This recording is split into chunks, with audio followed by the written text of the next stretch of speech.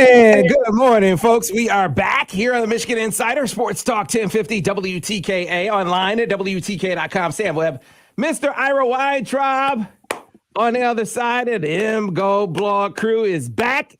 And we have a game to talk about all this offseason, talking about NIL and playoff expansion and coaching movement and other sports. And we are finally back to talking about actual games. Brian Cook, how are you this morning? Okay. Hey, man, I'm rejoicing that we have games to talk about, even if we are still talking about a quarterback battle, right, Seth Fisher? That's going to demand a lot of attention in today's roundtable session. No, Brian took the offense. He wanted the offense. We were going to split up UFRs, and he goes, I'll take the offense. That's going to be more fun. So he's got the quarterback battle, and I just have to write about all the sacks. And Craig Ross, how are you this morning? I'm great. I've renounced my history of being a Cleveland Browns fan. I'm now firmly, after watching Hard Knocks, I'm firmly a Lions fan. Love Matt Campbell. Love Rodrigo. I'm all in for the Lions. The hell with the Cleveland Browns. It's we're down the field. Hey, man, I'm like saying it. you'd like a different method of execution. Yeah, it is comparing piles of dung. I know, but I love my team. Guys, so Michigan defensively, let's just as splendid a debut as I think anyone could have reasonably expected. Offensively, I mean, they had their moments, but would you say probably not as potent as we expected coming out of the gate there, Brian? Yeah, and I mean, a lot of it was just kind of, I think, first game jitter stuff. Like, you have McNamara turfing a couple of throws that he normally makes. You have Ronnie Bell dropping a ball. You have some mistakes on the offensive line that only come out on tape, but when you do see it, you're like, all right, well, that's a mental error, that kind of thing. So there were some hiccups here and there. And then Michigan was very vanilla. Like, they didn't really pull out a lot of stuff that was going to surprise anybody. And so you get those factors, and then you get 51 points, and you're like, it's fine. Mm-hmm. And they're on pace to get to 500 yards at halftime, and then that kind of falls off. But largely that falls off because they only get 3 drives after halftime, and all those end in touchdowns. So, I think it's more circumstance than anything, and then you got to figure out who your starting quarterback is.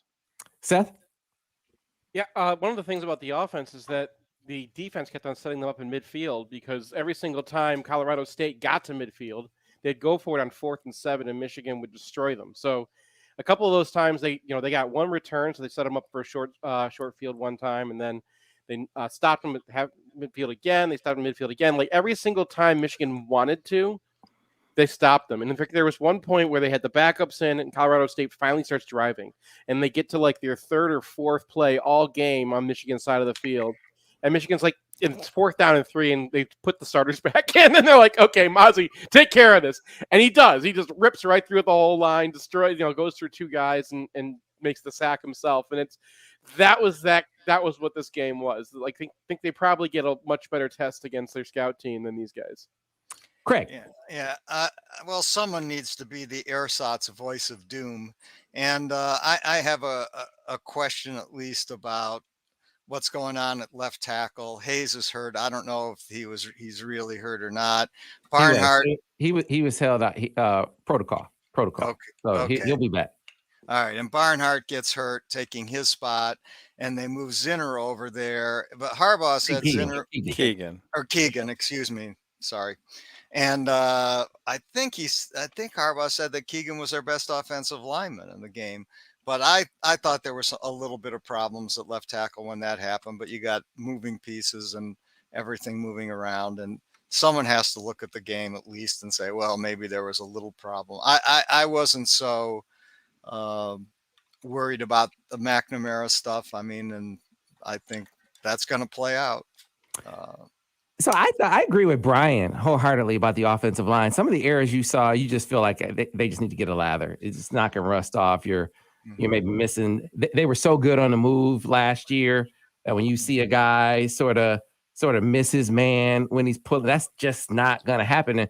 And most of the mistakes were really from new guys. Felt like to me that they just need some experience. So I think the offensive line is going to be outstanding. The performance by Cade in this game was one that, frankly, I was not expecting. I thought it would be one that would sort of say, be like game on as far as the competition is concerned, because I thought he was going to have a really, really good game, and he didn't. And while you could chalk that up to they didn't call a whole lot of shots, a lot of downfield plays, but if you look at red zone efficiency, again, I thought it really showed up that I don't know if he was just tight, Brian. I don't know if it's the competition getting to him. He just didn't seem like he was clicking in the way in which everyone said he was clicking for the majority of camp. Yeah, and you get that drag route behind Cornelius Johnson, and that looks like a touchdown if it's accurate and it's well behind him. And maybe you can say, well, maybe he should have caught that. But even if he does catch that ball, he's been slowed down so much that he's getting tackled after 5 yards instead of probably scoring. And, you just get to a point where it's so useful when the field is constricted to have an 11-on-11 run game. And, one of the things that really jumped out is they had that drive where McNamara was still on the field and they ran it 8 times and they scored. And I went over the tape for that and I was just like, what is Colorado State doing? Because they're treating McNamara like he's McCarthy on that drive, where they're sending guys to the quarterback. And I think that just reinforces the fact that this run game is on one level when McNamara is out there, and it's an entirely different level when McCarthy's out there, even if McCarthy isn't running the ball as much as he did when he came in. So, yeah, isn't that almost a given that the Michigan run game will probably be better when JJ's a quarterback? I mean, isn't that just axiomatic given the fact that you now have an extra blocker on the field? I mean, the only way that it couldn't be is if McNamara was able to check in to better run plays, which might be an advantage, but doesn't really seem to be tangible. And the other thing that kind of bothered me about the red zone stuff is last year Seth talked all about how McNamara was really good at seeing things pre-snap and then making decisions pre-snap and then following through on those decisions, and usually they were correct. And that route to Eric All, where All stumbles and it's almost an interception, like I don't understand what he's looking at pre-snap, because it's 3 versus 2 to the boundary, and he knows that Edwards is going to go to the field, and they've got 2 guys out there. Then they have a safety, and the safety's on the boundary hash. And so you look at this, and the cover 2 corner out there freaks out about Donovan Edwards, and Roman Wilson's about to be wide open on a corner route. And if McNamara isn't seeing that, if he isn't doing that, if that's not something that is automatic to him and he's being precise, then it's like I gotta think that like McCarthy's going to have the advantage there. See, I have this debate with Devin, because that is an outstanding assessment that you just made there, Brian. I tend to think that it's tendency related. The field throws are longer throws, and I just think that they're hairier for him just mentally. I'm not saying he can't make them, but in an abundance of caution, as a guy who is hyper focused on taking care of the football, that's a riskier. This is just my interpretation. It's a riskier proposition. But you're exactly right. I mean, that pass that was behind, getting to your pre-snap read question. I want you to comment on this, Seth, because you had the shallow that he missed to Cornelius, the one that he threw behind him. But you're talking about, Brian, very same play the other way, and they're showing zero blitz, right? They're showing zero blitz, and he leaves the pocket immediately, as opposed to retreating to let the shallow develop, because that might have been another touchdown. And so you're left wondering, man, is he just tight? Is it just the pressure of the competition that's getting to him? Because this seemed to be one of those games where either he was predetermining his decisions and then, sort of changing or going to the check down or throwing it away when the coverage sort of didn't let him go to where he wanted to go, or he just wasn't seeing things? I don't know what you think, Seth. I mean, Brian went through the film, so I'm going to defer to him on most of that. But it did kind of feel like that Washington game last year where Cade gets tight and just like, last year he had the opportunity because he was the starter, because it was established, he wasn't in the competition. If he was feeling tight in the game, he can just be like, let's just run it, right? Give the ball to Haskins. As long as they're giving it to us, I'm not feeling it right now, because he would have those games, and he got more locked in during the season. So I there's nothing else to say about it. Like, he's really been good at pre-snap reads before, and he missed some of them. But then even when he made the correct pre-snap read and they changed the look on him, he didn't really adapt to that. And that's kind of been the thing with him. That's been his downside. I focused a lot last year on zone reads. Like, he wouldn't keep it even when it was wide open for him. That wasn't the case this game, but it's the same thing. Zone Well, reads. they just didn't really have any genuine reads for him in this game. And that's fine. You can win with that. Like, Dwayne Haskins at Ohio State wasn't running zone reads. That's not something that's required. But if you have a guy who's anywhere close to you as a passer, who's also got that in his toolbox, I mean, you got to be on top of things. You got to be Drew Brees. You got to be Tom Brady. And it didn't look like that in this game. Now, I was very frustrated by the director of this game, because he was in ultimate poro vision, and even on 3rd and 10, your routes are 5 yards downfield. So I can't tell you, if everybody was covered, if that was the best option, just because the number of downfield replays in this game was extremely low. So I can't tell you with any confidence that he was missing guys downfield, except on a couple of occasions. And it is a relatively small sample size, a little over a half. And we did see him start slow and kind of get better as the season went along. So you don't want to write McNamara off here. No. It's definitely too early to say anything definitive. But, it just feels different when McCarthy's in there. The run game, that 7-yard out to Sainristil, where it's just that's to the field, doesn't matter. Just very casual, right on the money. No way a defensive back's going to get to that. And if he's at all on McNamara's level in terms of seeing the game, I can't see how he's not the starter. Yeah, I don't know if Pro Football Focus gets better film than we get, or they're working off of television. But I don't know if you guys noticed, they rated 17 quarterbacks this week. And number 17, of course, was Iowa in the Big Ten. In the Big Ten, right? And they rated Petrus last with a 0 score essentially, because no, I'm serious. Oh, it was 1.4. Okay, 1.4 out of 100. Where 100 is decent quarterback play, he had a 1.4.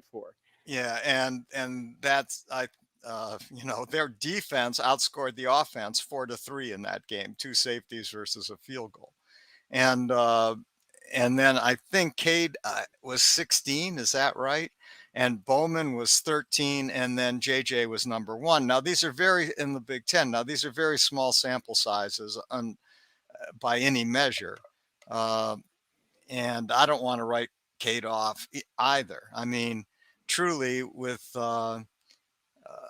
legitimate officiating, Cade is 12-0 last year, and led a team to a 12-0 mark, and that's not something you can just throw in the trash bin. I mean, he's already proven he can lead a team to wins. But it's hard not to buy into what Brian says, that something does feel different, and it may just be that all of a sudden the run game is opened up, and I'm not sure what it is. See, I think you see some similarities though, guys, and Brian just really picked up on one at the very beginning. I mean, there are a couple of seam throws that it's not that I don't think he saw him. I think he saw him. That's the Deb is the quarterback, so he would know better, because he said he's just not seeing the coverage. And I said, no, I think he sees. It was a seam route in the second quarter, the one where Ronnie dropped the ball, where Ronnie dropped it, right? Yeah. So he's lined up on the hash, and he actually gets out of the pocket And I think it's to close the distance to Ronnie to get him the ball. But if he stays in the pocket, man, that running down the seam, I think it was all one of the guys was running down the seam. It might have been Ron, it might have been CJ. I don't know who it was or AJ Henning, but someone was running down the seam and it was open. It was open. Now you're gonna have to get it over a linebacker, but there is a void there because the safety is blowing over the top. And then in the red zone, the very same route, that very same seam came open and he turned it down again. So I just think that there are certain throws that he just doesn't feel as comfortable making. And you got to decide, is that a mental thing that you can get over? Is it a physical limitation, right? Or is he just tight right now? And that could be the case, that he's just tight right now.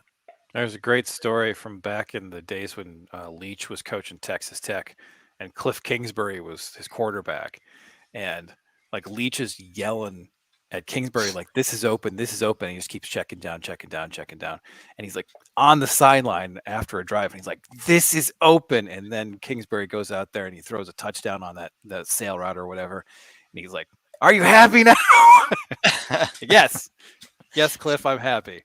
So, I mean, there are guys who just have a more conservative nature. And in certain contexts, that made sense. It made sense for Michigan last year because they had that defense and they had that running game. And maybe it doesn't make as much sense this year because you have this talent to exploit. And, you can't nibble around the edges of like Andrew Anthony and Cornelius Johnson and Ronnie Bell. And so again, the one in the red zone, because I was trying to remember the context. It was 2nd and 6. And, he throws, a snap route into the boundary. And, man, you got Roman Wilson in the seam, and it's a touchdown. But it's to the field. So it's, just one of those things where maybe he was just tight in this game. But what it does do is it gives JJ McCarthy a very clear opportunity to seize the momentum in this race. Yeah, and one thing I liked about McCarthy is that he didn't try to do too much in this game, right? Like that's what the chatter from practice was, is that he'll force a ball in and it'll get intercepted. Instead, he breaks the pocket and he dumps it down to Bredesen once.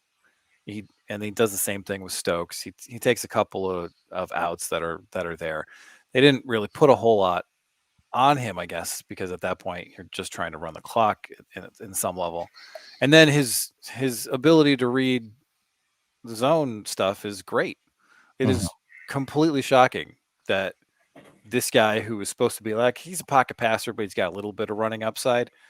When he's got the ball, he's not Denard, but he's not Wilton Spate either. And then right. His ability just to make the right decision in those situations it's uncanny. I have seen a lot of wrong decisions from a lot of running quarterbacks over the years, and his hit rate on those is it boggles the mind. Here's the glass half full for Cade. Because teams play tendencies, and they were cloud to the field. They were squad. They were saying, to the boundary. They were saying, all right, we know you like this throw. We know you like these boundary throws, these short, quick hitters. We are going to squat on these. If he ever sort of kind of takes them playing to his tendencies into account, he has a monster game. Yeah, because they're leaving guys open to the other side of the field all game long. So, if he seizes upon that opportunity, he has a big day ahead of him. If this competition goes on. Yeah, but then the other guy can throw a 20-yard out to the field without any problem. Yes, he can. The thing is about these games, how much can you tell? Like Brian said, it's a small sample size, and Cade maybe had the jitters one day, and that's happened before, and he was fine last year. And then, what are you going to – we even talked about Hawaii yet, but, oh, my God, Vanderbilt just put up 500 yards on these guys. So, what does it tell you if JJ just goes out and explodes and has a 400-yard game?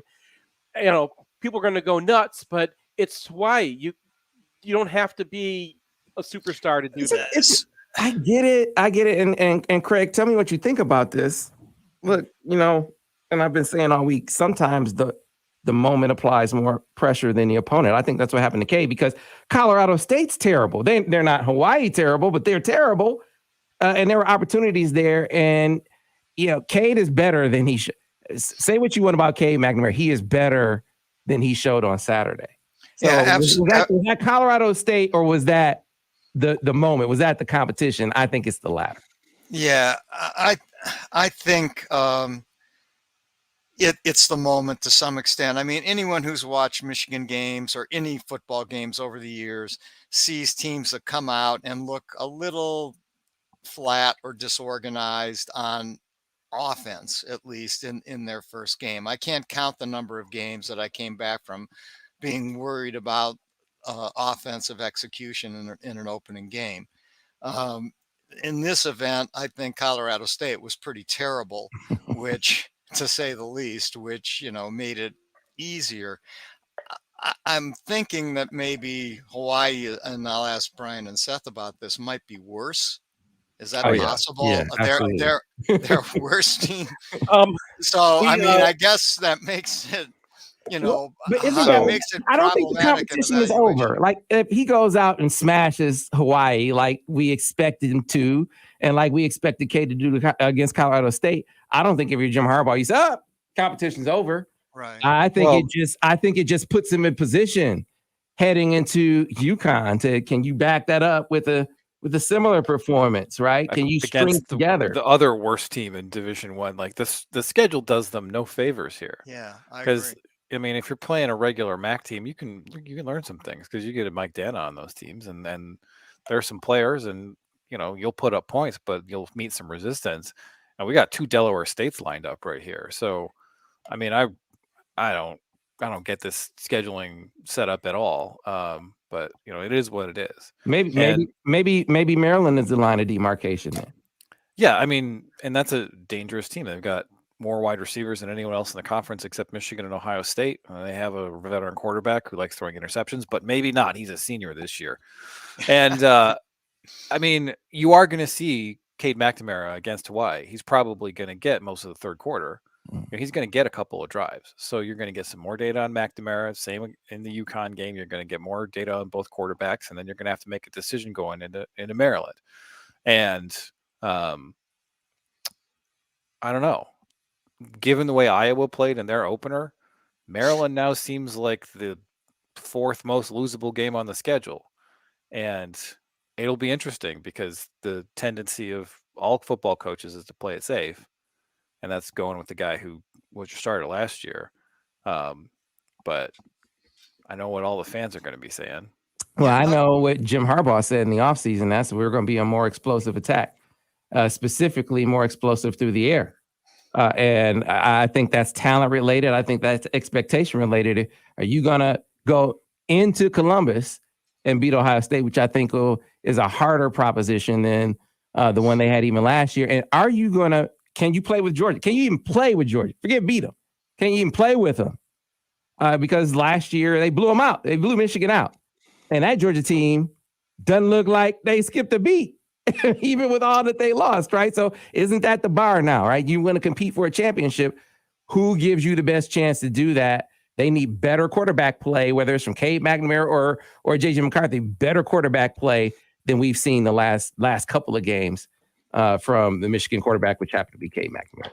I think it's a little premature to be worrying about Georgia at this point. I mean, I'm not sure what we look like or what Georgia looks like by the time the season starts cranking along. But one thing Brian said is true. I mean, I watched Michigan State Western, and that was a truly competitive game into the fourth quarter. And I think Michigan State probably got more out of that game than we get out of the Colorado State game, because Western is, they're not obviously a world-beating team, but they were competent, and I'm not sure Colorado State was. And I don't know what you get out of playing, Hawaii and UConn, who are probably right there with Colorado State, or maybe even worse. The UCLA game.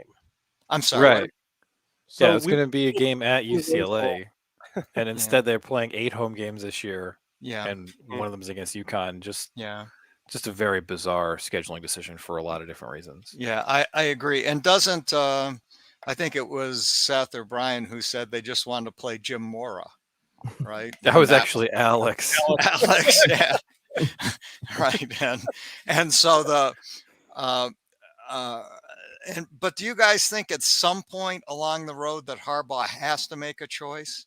Does he have to do that, in your opinion? I mean, does he have to say at some juncture, okay, Cade is our quarterback or JJ is our quarterback? Is that something he has to do? You're getting into things that I don't know about, because like I'm not a football player, and my very, very, very brief time being a football player, I had nothing to do with quarterback battles and stuff like that.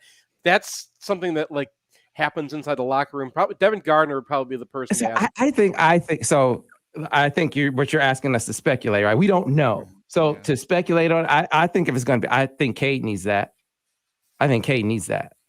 Whether you base that on how he performed in game one or what he had to say after it. And I'm curious you guys' take on his post-game comments, where he seemed to suggest that he didn't expect this to be a competition past camp, that he was a little caught off guard by it. And I think it's reasonable to infer from his commentary that he didn't think it was the fairest way to determine who the quarterback should be. And so saying all of that, I think if it's Cade, I think he needs you to say who the quarterback is.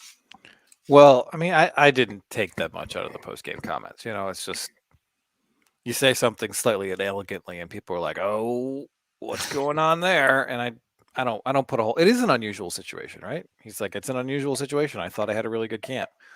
And maybe he did, but so did the other guy. But it was evident early in camp. It was evident, at least I heard midway through camp. Yeah. That it was both quarterbacks were going to start. Both quarterbacks were going to start games. So it wasn't, that's why it wasn't a surprise. So because if what do you want out of a fan? Do you want, as a fan, do you want Cade being like, oh man, oh shucks, you know, I want the best guy to play? I mean, that'd be nice and wonderful, but that's not how competitors work. And you want a killer. You want a guy who wants to get in there. He wants the job for himself so he can focus on what he's doing. And that's what I want out of Cade. I have no problem with Cade feeling like he's the best quarterback and he deserves the job. That's how I want him. No. So I'm not arguing with that at all.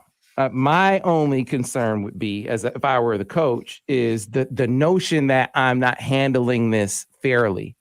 And was that? That's how I took it. I mean, What I took out of that is like, hey man, I just won the Big Ten. I'm the senior. You know, junior here can wait until it's his turn. But this is my team. I've been captaining these guys. I've been running these guys. I took these guys down the field. I took these guys to a win against Ohio State, and we're going to go and do it again. We want to run it back. And I'm spending fall camp holding off junior here instead of doing my thing. I mean, that's the attitude that I took from him, and that's the attitude that I kind of wanted to see from him. So, I mean, I guess I would have liked to have seen that on the field. There's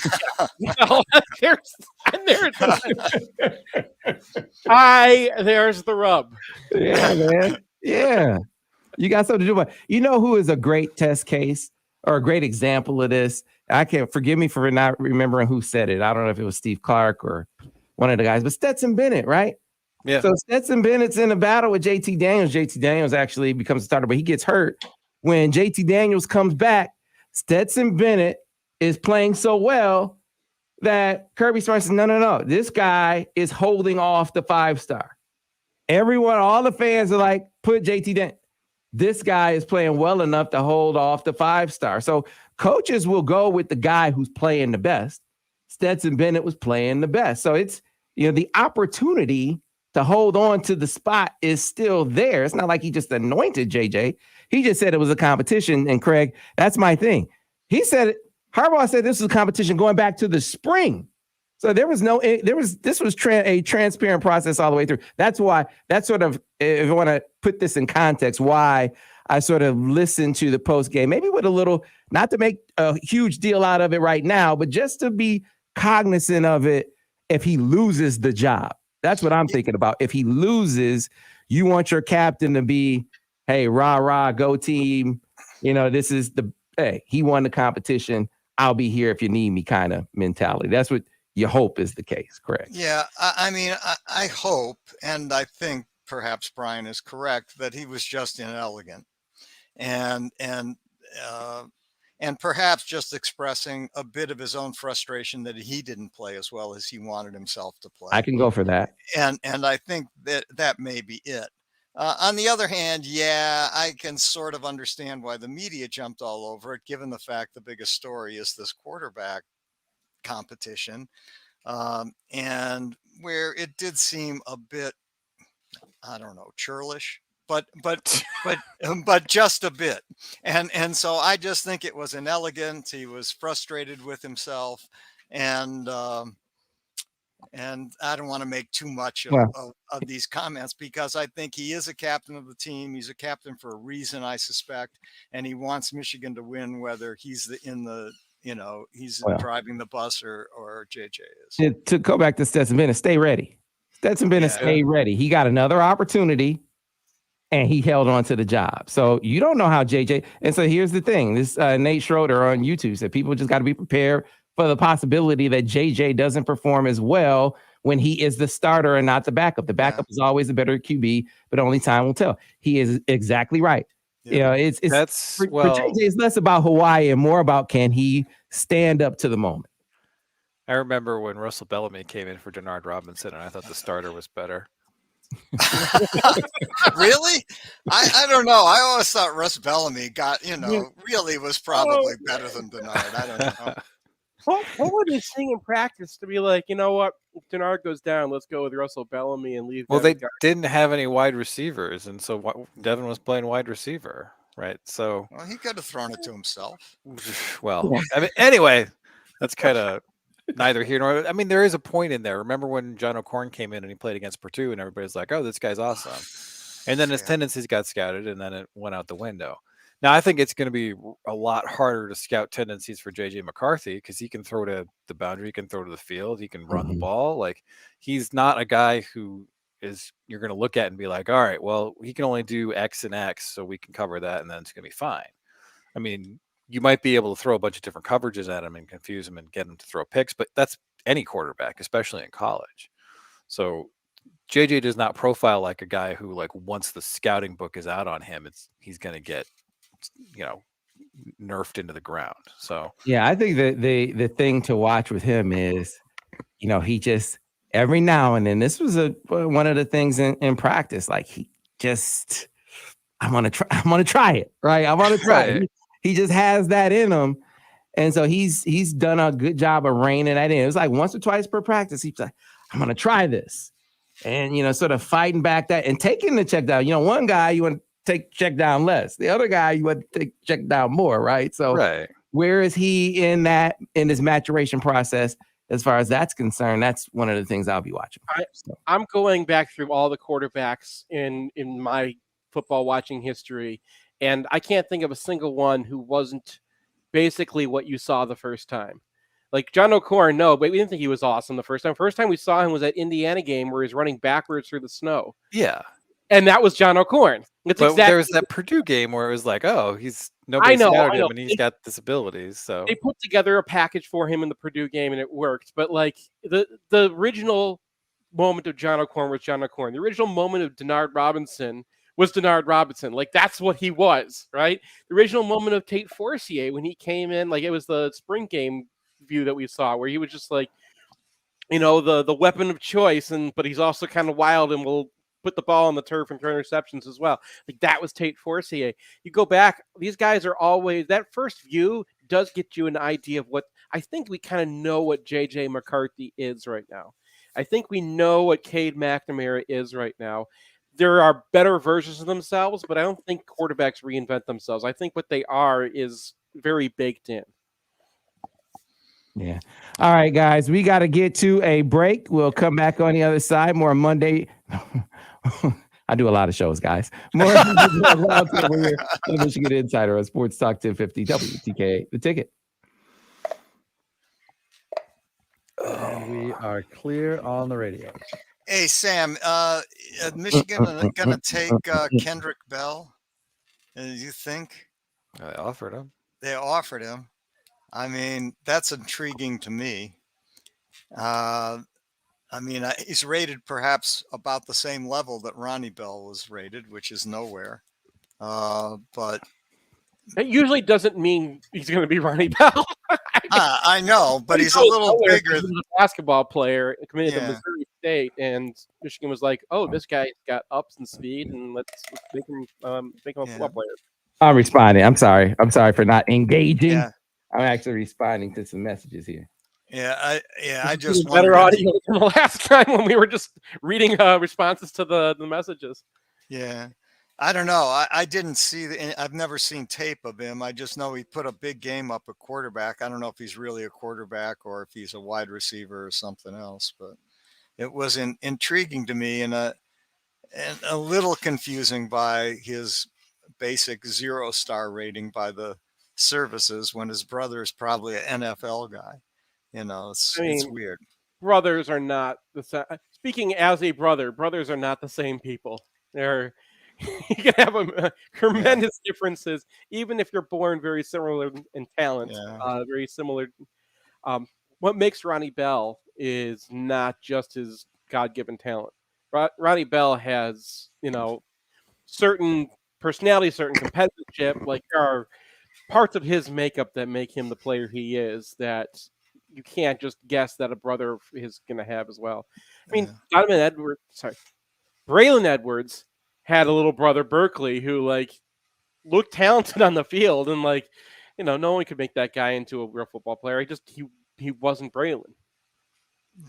Yeah, that's probably true. I'm intrigued by it though, because I saw Ronnie came out of a St. Louis area, I think is basically not really a football player, or not someone anyone was interested in as a football player, and he became a football player, and one I suspect may well play in the NFL next year. Yeah. And combine an earlier conversation with this one. There was one site that did mention, because I remember doing the write-up on him, one site that did mention that McCarthy is a runner. And that was 247. They're like, no, this guy played hockey. He's a real athlete. Well, I mean, it was like even Allen was like, it's like he's a pocket quarterback with a side of being able to run. I don't necessarily blame him because I don't think that they were gonna need him to run a ton in college, right? I mean, in high school, you're scouting that guy out of high school. You're not like, ooh, this guy's right? Because he's completing 77% of his passes and stuff like that. So what's the point? Yeah, I still stick by my comp to him, which was Jim Harbaugh.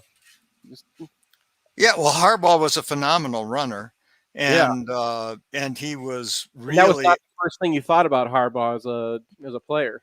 But no, but he coming back on radio. He was really good and very difficult in plays that broke down for defense to do much with him, because he was quite adept at broken. And we are back, folks, here on the Michigan Insider Sports Talk 1050 WTKA, online at WTK.com. Sam Webb, Ira Weintraub. Hey, are you in the market to do some home renovations? Maybe you need a new kitchen renovation, maybe new bathroom, new kitchen, new windows or doors, or new roofs or floors. Our friends at Chelsea Lumber have you covered, because Chelsea Lumber is where the home begins. You go to their website at chelsealumber.com. You see all of the different departments at your disposal. You go to any of their 3 locations in Chelsea, Saline, or Bridgewater, and the help is second to none, even up to and including design help when you're getting into those renovation projects like we did when we had to renovate our kitchen. Great design specialists over there at Chelsea Lumber came up with a great design and even helped us find a contractor to bring that design to life. That is the Chelsea Lumber difference. Again, Chelsea Lumber, where the home begins, with 3 locations to serve you in Chelsea, Saline, and Bridgewater. You can find them online at chelsealumber.com.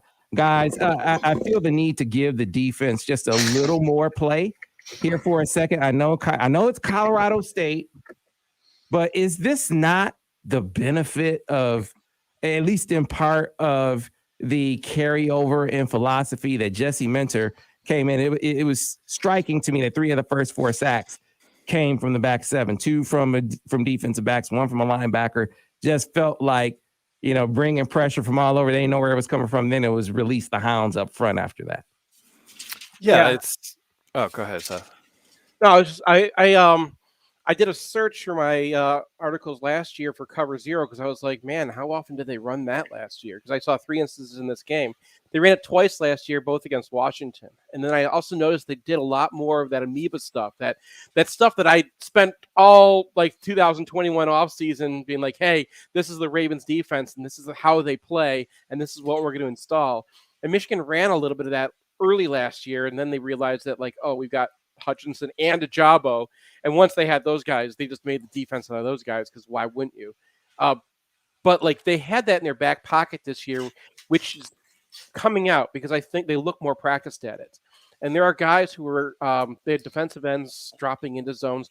Taylor Upshaw dropped in from a tackle position, and this is the worst thing you want to face is an up and running amoeba defense where you don't know where the guy is going to be coming from. You don't know, and they bring one blitzer and they replace him with someone else. All these weird fire zones. If you are an early stage zone air raid offense, this is like death for you because you're looking for that quick dink and dunk right off the snap, and you're looking for your read to be good right off the bat. You want to just Cade McNamara down the field, right? And like they just took that away. Like there were some things open downfield, but by the time they got downfield, the tackles were in and the ends were in and it was over.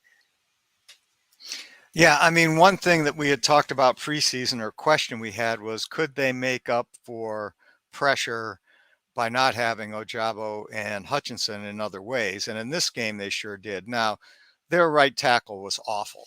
I mean, he was sorry. I mean, I felt bad for him. I mean, he just couldn't play. He replaced him later in the game too. Yeah. His backup was no better. Yeah, and so part of it is that, but they did get even pressure from the middle, and pressure from the middle of a defensive line is just death to any offense. And Mozzie was just unbelievably good. When Graham got in, there was a play where he just basically lifted the center up in the air and pushed him right back into the quarterback. Oh my goodness! And, I mean, if you remember that play, it was unbelievable. Yeah. And I mean, and that's a true freshman. Yeah. And so it's partly that, of course, that Colorado State is just terrible on the offensive line, but it was still impressive. I mean, you saw people had forgotten, including me, about Braden McGregor, but he looked pretty adept at rushing the quarterback, even though I don't think he was great in some of the run plays. He got edged at least once or twice. But number 18, Yabe. Yeah, I thought he was very patient on the run plays, and on one or two reads, he covered his edge and then squeezed the mesh, and just exactly what he should be doing, as well as showing some ability to rush the passer. So I was very surprised by that. And so Jalen Harrell had a heck of a day. Harrell had a good game. I mean, so yeah, I think probably it's that Colorado State is just inept, in particular on the offensive line, but I don't think it's getting better with Hawaii. I think the Hawaii right tackle is a clone.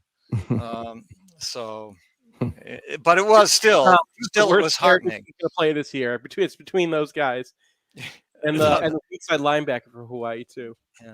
Yeah. So look, we expect this to be a bloodletting this week against Hawaii.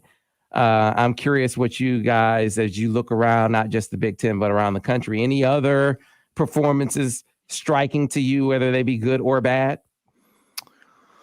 Just in the league, I think I mentioned this before, Iowa's offense just looks unbelievably hideous, even by Iowa standards. So, I mean, that really changes my outlook for that game. I was fairly worried about that, but, you put up 7 points with 2 safeties against a mediocre FCS school, and Spencer Petras looks terrible. Yes, he and does. You have 2 scholarship wide receivers, and it's just like that really changed my equation for that game. And then Penn State, their game against Purdue was very strange, and you get the one big play from Brenton Strange, but other than that, Sean Clifford just looks like a shadow of himself until the last drive of the game or whatever. But I also think that Penn State is probably headed for 8-4, 7-5 kind of season. So Michigan's schedule really looks like something where if they don't get to Ohio State undefeated, you're going to be like, that was a missed opportunity. Yeah, I mean, if Purdue could tackle, they won that game. Tackle and decide to run the ball when you have the lead late. I mean, they don't know how to run the ball. Well, I mean, that's just Purdue. They don't have a run game, Sam. So I they mean, had a run game in this game, but only because Penn State was sitting back on the passing game. Like when it came, they don't have a 4-minute drill. They never had that. Man, this is if you could just. You're right. I mean, 2 big touchdowns. If they could just wrap up, at least take some more time off the clock, right? Mm-hmm. The one right before the half was oh my God, man! You talk about letting the air out of the balloon. And to Brian's point about Iowa, if you don't have a quarterback better than Spencer Petras, I just wow, because he was bad last year. So I think their last 2 passing touchdowns were actually scored by their backup quarterback. So. I mean, they do have someone else there who was in a competition with Petras last year, and Padilla, right? Padilla. Yeah, Padilla. But they can't fire their offensive coordinator because he's the coach's son, and he's clearly not very good at his job. And I don't know if this is going to be the Ferentz spiral because you say these kind of things every year, and then they win 10 games, and you're like, well, how did that happen? But I don't know. It just feels like this could be the beginning of the end for Ferentz. Like if they can't move the ball at all and they put up a 4-8 season and then they bring Brian Ferentz back and it's just like, all right, this might be. Although, I mean, Gary Bart is going to ride or die with this guy until they're both dead. So, so ride or die, literally. What were your takeaways from Ohio State Notre Dame? I mean, I thought the way Notre Dame used a ton of different coverages was really effective and impressive. Like they have continuity. It's a new head coach, right? But it's the same defensive coordinator. So this isn't exactly something that came out of nowhere, but their ability to confuse Stroud, and then Stroud didn't play very well. Mm-hmm. Like they had a lot of opportunities to take some shots and he just missed a bunch of throws that he usually makes. So I wouldn't expect that to last because we're not that lucky, but yeah, I think that was a tough game, and I think Notre Dame is better than people are giving them credit for. That spread before the game, what was it, like 14? 16.5. 16.5. Like, yeah, that never really made a ton of sense to me because Notre Dame has way more talent than almost everybody else in the country, and Ohio State's one of the few teams that does have more. But yeah, I felt like Freeman acquitted himself well in the opener. Yeah, I agree. I think Notre Dame could win out. I think there's a reasonable chance of that. I think they looked pretty well coached. They just didn't quite have the talent that Ohio State had, and they're playing on the road. So, good for them. I think they'll have a very good season. I think Ohio State did seem a little less than probably what they hoped for, but they're still awfully good. Did you guys watch any of Michigan State? I mean, I had two. Yeah, State got a hold of that game, and then they started fumbling it away, and it was kind of like it was heading towards the Sparty no, and then Western Michigan couldn't complete a pass, but like it felt more competitive than it was, and Michigan State was pulling away, and then it felt the other way. It was kind of like just a seesaw game. I wanted to go back to the Ohio State game quickly though, because I think they didn't have Jackson Smith-Njigba, so that might have he was limited, but given that wide receiver room, should that matter all that much? I mean, he's a great player. It shouldn't, but like you kind of have to get used to your guys, I think, and I think Stroud leaned on Smith-Njigba, even last year. Njigba, I keep saying his name wrong. Jackson, I think he leaned on him a lot last year, especially in the Michigan game, even though he had, Olave and Garrett Wilson. And now he's not really used to Bukwa and he's not Marvin Harrison. He's still getting used to like what he can do with that guy. So I think that might have played a role in it because he just didn't seem confident like he normally does. And a lot of that confidence is, worst case scenario, I just chuck it at 11. Yeah. My thoughts on Michigan State were, one, they have a guy number 4. I don't know what his name is, Landman, Winman, something like that. He Yeah, is transfer. he's a transfer from somewhere, and he's a rush end, and he is really, really good. And they have a few good really good players on that team. I don't think they've replaced Kenneth Walker. No, I don't think Jalen Berger is in the same league with Kenneth Walker. And so that is a bit of a step down for them. They've got some injuries now too. I think Darius Snow is out for the year, and I assume it's going to be Van Summeren is their starter at that spot. So they're slightly different. Snow is more of a hybrid space player, and Van Summeren was like the Sam that they'd bring in. So but they've got other guys. Like the one thing that they do have are more safeties. What they don't have is any speed in the secondary. And their secondary looked vulnerable again. And Western Michigan was able to take advantage of that a little bit. You remember Andrew Anthony running away from Xavier Henderson. So that's going to be a theme for that team all year. I think that secondary has gotten better. And I think Xavier Henderson got hurt in that game too, and he's I think indefinite. Wasn't it Henderson? Or like maybe a 1 or 2 game kind of thing. Oh, okay. Yeah. So from a conference standpoint, the SEC lost one game, and while you certainly got to give Utah credit for the game they played against Florida, Oregon. To see Oregon just be dismembered in that game seemed like a huge setback for the Pac-12. Well, they were playing Georgia, right? At Georgia. Yeah. So basically. Basically, yeah. So it's, Oregon's probably better than what they looked in that game, and Georgia is probably still Georgia. But you expected like some sort of like a slight step back from losing 5 first-round picks. They didn't look like they're the same team. That's what it looked like to me, and their quarterback was phenomenal. On the bright side, this means JJ McCarthy's performance against their backups was pretty good. Right. There you go. Hey, Mr. Brightside. Right, Ryan Cook as Mr. Brightside. We're out of time. We're out of his cage. Real quick. Historic spread. Does Michigan cover this week? Craig Ross. Yes. Brian Cook. Seth Fisher. Yeah.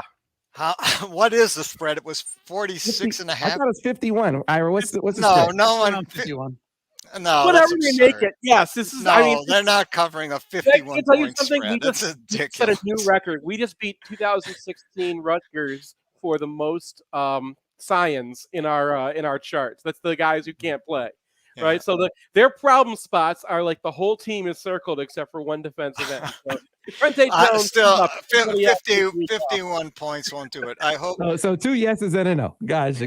All right, folks, we got to get out of here, but we're going to get out of here with some generosity. Caller number 773-499-8250. You will join us inside the Bud Light Victor's Lounge. We'll see you tomorrow here on the Michigan Insider on Sports Talk 1050 WTK, the ticket, the official voice of University of Michigan Sports Ann Arbor, a Cumulus station.